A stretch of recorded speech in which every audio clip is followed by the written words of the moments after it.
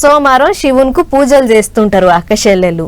పొద్దుగాల లేచి శివుని గుళ్ళకు పోయి మొక్కులు పెట్టుకుంటారు, ఉపాసాలు ఉంటారు, నీసు ముట్టనే ముట్టరు. నెరిగ్గా శివరాత్రికి అయితే ఇక శివాలయాలు మారుమోగుతాయి. గుళ్ళనే కాదు, శివుని 10 మేలు ఏడ కనబడ్డా గిట్లనే మొక్కుతారు, ఇట్లనే పూజలు చేస్తారు మనోళ్ళు. అవునంటే కావాలంటే చూడురు మీరే.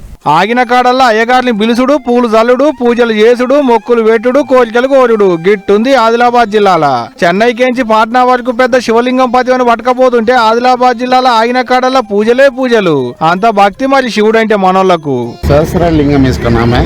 ये चेन्नई मगापुलीपुरम से और पट्टीगाड़ विलेज वहाँ से जा रहा है। ये पाटना బీగార్ పట్నా. ఆదిలాబాద్ జిల్లా రేరెడిగొండ పెద్ద రోడ్డు మీద 106 టైర్ల కంటైనర్ మీద ఈ శివలింగాన్ని తీసుకుపోతుంటే చూసినోళ్ళు ఒక మొక్కుడు కాదు పో. 35 అడుగుల ఎత్తు, 200 టన్నుల బరువు. పెద్ద ముచ్చట ఏంటంటే గా శివలింగం మీద ఇంకో 1008 లింగాలు చెక్కిలాట. అయితే తమిళనాడు రాష్ట్రం మహాబలిపురం కిందున్న వట్టినాడు అనేటి ఊళ్ళే తయారు చేసిరు ఈ శివలింగాన్ని. ఆడికేంచి బీహార్ రాష్ట్రం చంపారన్ జిల్లాలో కట్టేటి కొత్త విరాట్ రామాయణ మందిర్లో ప్రతిష్ఠ చేసేందుకు తీసుకుపోతులాట.